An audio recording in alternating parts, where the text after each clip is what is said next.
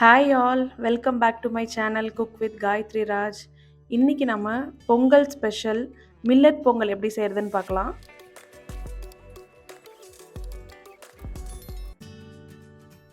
முதல்ல ஒரு பாத்திரத்தில் முக்கால் அளவு தண்ணி ஊற்றிக்கலாம்.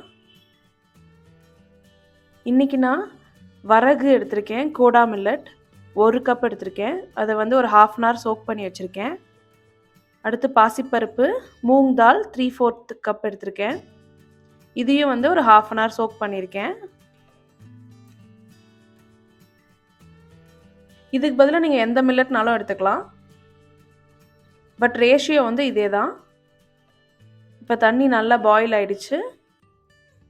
இப்போ மில்லட்டையும் பாசிப்பருப்பையும் ஒன்றா ஆட் பண்ணிடலாம்.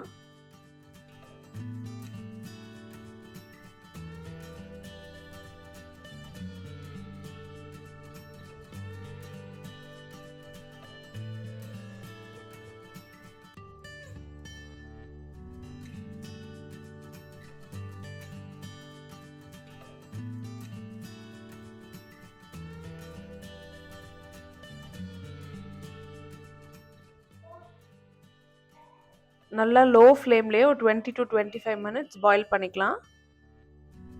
இந்த மாதிரி மேலே ஒரு கரண்டி வச்சிங்கன்னா ஓவர்ஃப்ளோ ஆகாமல் இருக்கும்.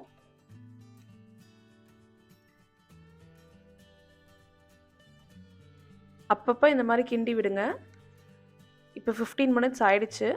எப்படி இருக்குன்னு செக் பண்ணலாம். இப்போ ஒரு 70% குக் ஆயிடுச்சு. இன்னும் ஒரு 10 minutes குக் பண்ணுறதுக்கு விடலாம். இப்போ நல்லா குக் ஆயிடுச்சு. அந்த தண்ணி எல்லாம் பார்த்தீங்கன்னா ஃபுல்லாக அந்த மில்லட்டும் பாசிப்பருப்பும் இழுத்துருக்கு. இப்போ கொஞ்சம் நல்லா திக்காயிடுச்சு. இப்போ செக் பண்ணி பார்க்கலாம். இப்போ நல்லா வெந்துருச்சு. இப்போ நான் 1/2 teaspoon சுக்கு ஆட் பண்ணுறேன்.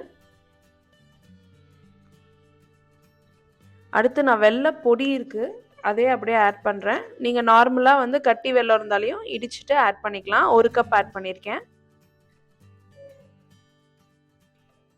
வெல்லம் ஆட் பண்ணதுக்கப்புறம் நல்லா மிக்ஸ் பண்ணி விடுங்க.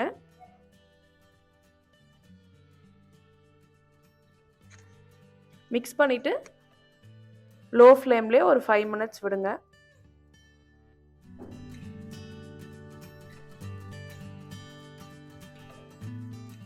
இப்போ நாம் தாளிப்பு ரெடி பண்ணிக்கலாம்.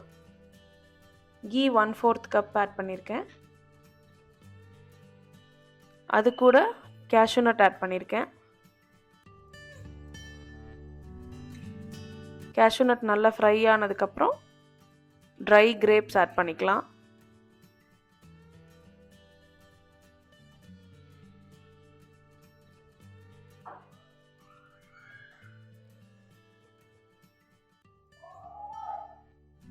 இதுவும் மீடியம் ஃப்ளேம்லேயே வச்சுக்கோங்க, இல்லைனா உடனே கருகிரும்.